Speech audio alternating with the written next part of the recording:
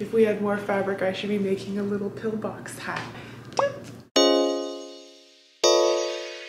Hello, welcome back to my channel. My name is Wendy and this is our series called Can She DIY It, where I just take stuff I find on the internet and see if I can make it. This is kind of my way of like learning and creating at the same time. Today, we're going to be doing luxury, which is especially intimidating because it's really all about the details. We've tried to tackle Louis Vuitton, Gucci, Valentino, Prada, sort of. You can check those out in the description. Today, it brings us to another French fashion house, Chanel. Last year, I turned a little thrifted blanket into a Cecily Banson inspired wrap coat. So I have thrifted another blanket. Just this green thing. Oh my gosh. I chose this because the mixed yarn tones, there's like some green, some blue, some black. It kind of gives me that Chanel tweed vibe. And in that spirit, we will be making a two-piece Chanel suit. This is the jacket that I've chosen as inspo. This is Jenny from Blackpink, if you don't know. And then this is the skirt, or like something like this. Hopefully they'll look good together. This video is also sponsored by Squarespace, who is all about empowering individuals to create their online web presence, as well as launching their passion projects. I've been using Squarespace for years, so I'm super excited about this sponsor because we've been friends for a long time. Okay, let's begin. To help me out, some of you may recall from a previous video where I tried to draft like a perfect fit bodice. I'm gonna be using my Lutterlow system, which is basically a kit where it takes two of your measurements and from there can extrapolate a pattern piece for you. But if you don't have this kit, you can always copy from an existing item you own. In the case of this jacket, I feel like a dress shirt is a good fit because it has all the right seams. And for the skirt, you can use almost any mini skirt or pencil skirt that you have. I think that would work well too. The kit uses a system where you pick a look from their booklet and on the back there's a mini template of the pattern pieces. For bottoms, all it needs is my hip measurement. I still find this crazy to believe, but I put a pin into the special tape and then I poke it through the mini template at all the marked spots. After that, I swing the tape around, drawing dots wherever the mini template tells me to, and then I just cut it out. Since the pattern I drew is for a knee-length skirt, I did cut it a little bit shorter to create a mini skirt. Honestly, I still can't believe all it needs is one hip measurement, but there's a link in the description of the first time we tested this on petites and on plus sizes, and it worked shockingly well. We plan to use as much of this blanket as possible, so to make cutting easier, Julia fused the entire thing to interfacing to eliminate the stretch. This also gave a nice weight that hopefully will pay off in looking expensive as a jacket, because a Chanel suit can easily run you 4 figures, so you could say we've got our work cut out for us. Here are the pattern pieces cut for the skirt. This is the front and it's got a little dart. And this is the back also with a little dart. Thought it'd be nice to put in pockets if we're trying to go with luxury. The front pattern is folded out of the way. Everything between the dart and the side seam can be used to make a flat laying pocket that's hidden on the inside. So these are the 2 little pocket pieces that have been cut out. And I think I need to do the zipper first. This always happens with invisible zippers and pockets. My brain is just like... I've decided I might just put the zipper into the back middle because I can't wrap my brain around invisible pockets and zippers today. The pockets have been pinned and I think first I'm going to sew the dart in place. Just gonna do a straight stitch from up here all the way down to this tiny little black dot. I think I have a plan for the pockets. Unfortunately, I did not. I actually wasted a lot of time doing the wrong thing and was so confusion that I even celebrated. Look at this woman. She thinks she's doing so well. Bless her heart. All right, before we get back to doing the pockets properly, yes, she is correct here in sewing the back darts as well as adding a blanket stitch on the pocket's straight edges to prevent them from fraying. All right, what I should have done was open up the pocket and pin the side that doesn't have facing to the skirt front. I sew about 15 centimeters down from the waist, or basically whatever width fits your hand comfortably. Then lay that sleeve open flat with the raw edges stacked under the pocket side and add a little understitch to keep that pocket from flipping out. Where the pocket is not attached to the skirt, I added a small cut so that the pocket and the skirt could lay flat, and then this lets me sew the pocket to the skirt below the pocket hole with a straight stitch as well as along the top edge. Now the back can be sewn to the front along the side seams. Just be careful to make sure the folded pocket hole edge stays out of the way when sewing. Flip that whole thing right side out, and this time we can celebrate for real. So much mental gymnastics, but we made it through. But then the joy was short-lived. I went ahead and made another mistake, probably because it was getting really late at night, but I cut the front open when I meant to cut the back open down the middle. Don't sew while sleepy, bad idea. I tried to fix that issue, and then here comes the lining with all its darts and the side seams done. The skirt and the lining are joined right sides together at the waist, and then flip that open so that you can add an understitch onto the lining. I've mentioned understitching quite a few times, and if you don't get what it is, there's a link in the description that really helped me out with understanding its use. Somehow, I was still not done my sleepy sewing, and I decided installing the invisible zipper into the back would be a great idea. So first, it gets sewn to the shell, and then I flip down the lining and sew the zipper to the lining. I'm still getting a hang of lining on invisible zippers, so there's a link in the description for a blog that always helps me out. Last time I did invisible zippers, I saw a lot of comments to use a special invisible zipper foot, this one right here. It works great, so thank you very much. About that front opening, I ended up sewing it together on the slimmest of margins, and then after pressing it, like, you almost cannot see this. Having one of those God is real moments, like, I've been spared today. Bonjour, mon ami. Today, we're finishing up the skirt. Also, I shared this on Instagram to show my progress, and I got a DM from someone that told me that this is an IKEA blanket. We just didn't know because the tags were cut off. If you have one of those blankets sitting around, I guess this is now an IKEA flip. Last night, I also successfully put in my invisible zipper with lining. This is a huge step up for me. The last step to finish off the skirt is to cut a ruffled trim for the bottom. I ideally wanted to do like a circle skirt shape, but we don't have a lot of fabric left. I think we are just going to make it. If this area is the skirt ruffle and this area is for the sleeves. The general rule for ruffles is to have 2 times the amount that you're trying to cover. So this in total is roughly 38 inches. Sorry for briefly doing American, but sometimes our brains just work that way. And so Julia helped me cut 2 shorter pieces that roughly add up to 38. And then we had enough room to make 1 long strip that is 38. So these 3 joined together is gonna make 1 huge loop that is 2 times 38. So I did a blanket stitch along the entire bottom edge of the skirt, and this is only because this fabric is thrifted, so it has been through a little bit of a beating, and I've noticed the fraying is pretty legit. So blanket stitch is the closest my machine gets to replicating a serger. If you have a foot that came with your machine that looks like this is the one that's capable of a blanket stitch. I also blanket stitched the entire top edge of the ruffle that's going to touch the skirt, since that will be an exposed edge and I just don't want it to fray over time, especially in the wash or anything like that. And then finally, I hemmed the bottom. I folded it in once, did a straight stitch, then folded it 1 more time for a straight stitch. So all the raw edges are totally gone. And now, finally, I'll do the 2 parallel stitches so I can cinch it all up to be the perfect fit for the skirt, and then mash them together. I'm planning on adding some finishing touches, like the inspo that we were going off of has like some chain, or like if we have leftover buttons, but the skirts made it. Bringing it back to today's sponsor, from back when I just needed a little plain website to now having a website that's an online blog, I sell items, I even have an exclusive membership community.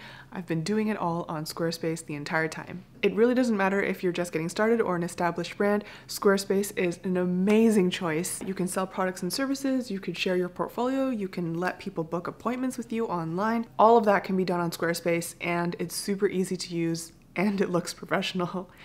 I feel like it's pretty self-evident why I've been using them this whole time.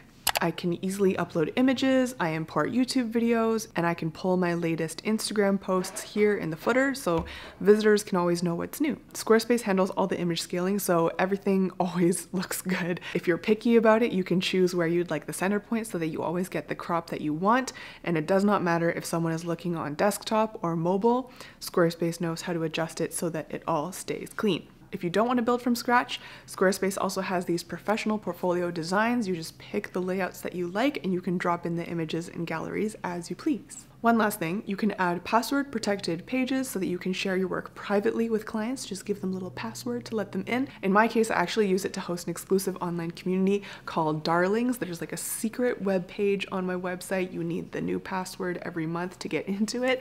And the people who are members of it get to see all the behind the scenes, ask me anything. They get bonus podcast episodes. Despite all my playing around on my website, I know I've never actually had to contact their support, but they do offer 24 hours a day, 7 days a week, email support. All of their customer care team is real people actually in the Squarespace offices, so you usually get a response within 1 hour. If you're feeling ready to give it a try, head to squarespace.com for your free trial, and when you're ready to launch, just go to squarespace.com/withwendy and you will get 10% off your first purchase of a website or domain.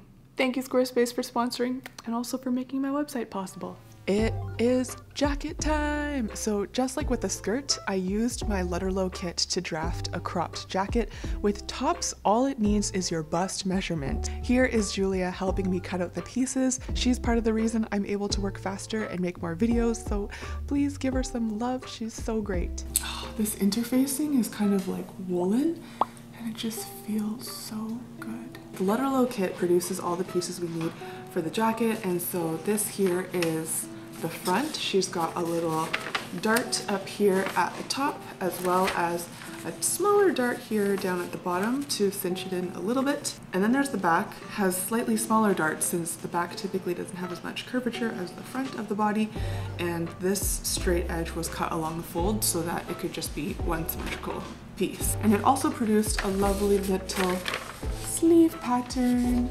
I have the front darts in and the back darts are in as well. No longer two-dimensional.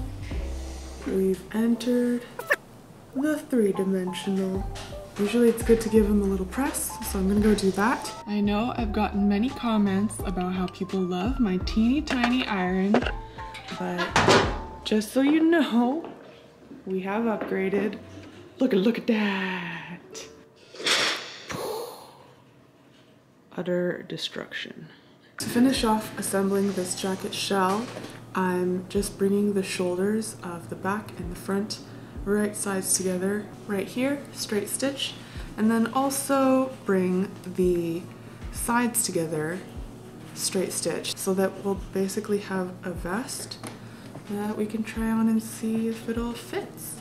If we had more fabric, I should be making a little pillbox hat. Oh my gosh, we're also leveling up on facing for this jacket. You might remember there was a video recently where I made a jacket and we just made an inner shell that was identical in cut to the outer shell. The downside is that there's still a chance that if it flips open just a little bit, you'll see a lining, and so we're gonna do facing today. This facing plus lining all together is identical to the size and shape and darts of this piece. But once it goes on the inside, you like flip it open, you still see a little bit of that fabric, and the lining is just a little bit deeper inside. Since we haven't ever really covered lining with facing, I don't think ever, I wanted to get into it a little bit more. On the front bodice pattern, what I didn't point out is this curved drawn line. It's kind of arbitrarily drawn. We tried to make this part 2 centimeters wide so that on the back it would also match this 2 centimeter wide strip.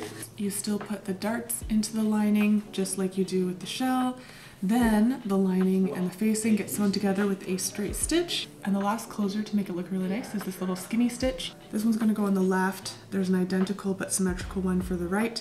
And then the back has just like a little sunshine curve. So just like the outer shell, it's all gonna get put together at the shoulders, at the side seams to form a separate vest. So excited to learn new things.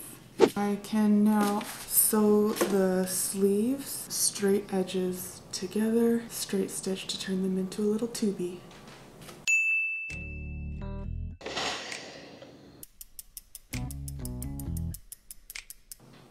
That's a good tricep workout. Oh my gosh. All it takes now is a straight stitch. Love it. To help with the Chanel look, we have 5 to 6 meters of this pretty chain, 13 pretty buttons, and 5 to 6 meters of ribbon. While I was sewing, Julia used a twist tie to weave the ribbon into the chain loops. This alone took easily over 2 hours and is such a reminder to me that clothes do not make themselves. I know that sounds silly, but so many hands touch our clothes in the sourcing, production, selling, and packaging process, and when it's sold to us for cheap, that is because someone is getting underpaid in this chain. It is a lot of work.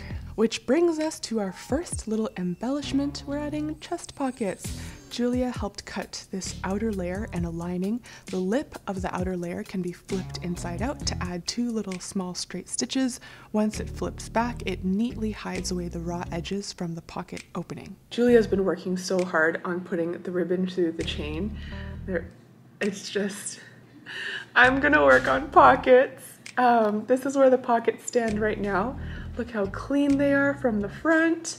I just got to add a top stitch to seal this down. And I'm going to use the green matching thread instead of the black that we've been using this whole time, so it blends in really well. Before sewing the lining to the shell, I did add a blanket stitch along the lining's bottom edge and then sewed it together along the front opening and collar as pinned. I've cut these corners as well as along curved edges. Good to give it a couple little slices so that it flips easy. Now for understitching. We're pushing the raw edge towards the side that wants to be hidden, and then I'm just going to do a straight stitch to hold it in that position. We've got here the front left flap, and like the plan went, I'm attaching only the bottom straight edge of the pocket, and then we're going to flip it up and hand sew up these sides so that the stitches are all hidden. Stitch in the ditch, stitch in the ditch. And now for buttons. This is my special little buttonhole foot. I have to lower this lever. Back here, there's a sample button that tells it how far to go. It's the same size as the button I'm gonna use. It's just flat, which makes it fit into the little cradle better. To give an extra clean finish on the bottom, I flipped up the bottom edge of the shell and did a straight stitch, and then I turned the entire jacket inside out using one of the armholes to sew the lining to the jacket edge. Flipping that back and giving it a press, you can see how it looks super crisp and the lining is not visible from the outside. All that's left is to stitch the lining to the armhole. Probably should have done a lined sleeve, but I'm really not ready for that yet, so here is a blanket stitch for now. I will get there someday. And now I give you Wendy in Paris. Le monde est à moi.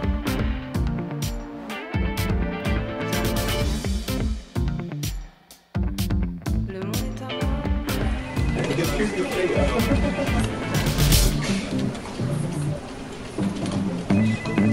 Le monde est à moi.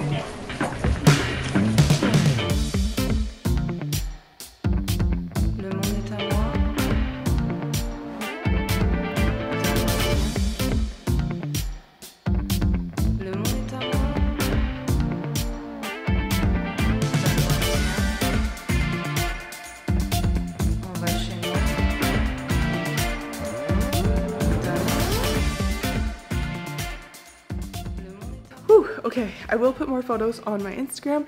at With Wendy if you want to see more detailed photos or different angles or different styles. This was just me trying to channel some Emily in Paris action with like coordination and the colors, but I don't know if normally I would wear it like full matchy all green. I feel like this video had a lot of links in description, so don't forget to open that up and check that out, especially Squarespace, our sponsor for this video. Thank you so much, Squarespace. If you follow any of my tutorials and make something of your own, don't forget to use hashtag #MadeWithWendy so I can find it and love it. And if you made it all the way through this video and you haven't subscribed, just subscribe, hit the bell notification. You'll be back here together with me the next time I embark on another sewing adventure. I'm so happy that I tackled Chanel as DIY. Look at these details. And thank you all so much for always feeding me inspiration, giving me good tips when you see me mess up and you tell me to use invisible foot zipper instead, all that kind of stuff. I super appreciate it. See you in the next video. Au revoir.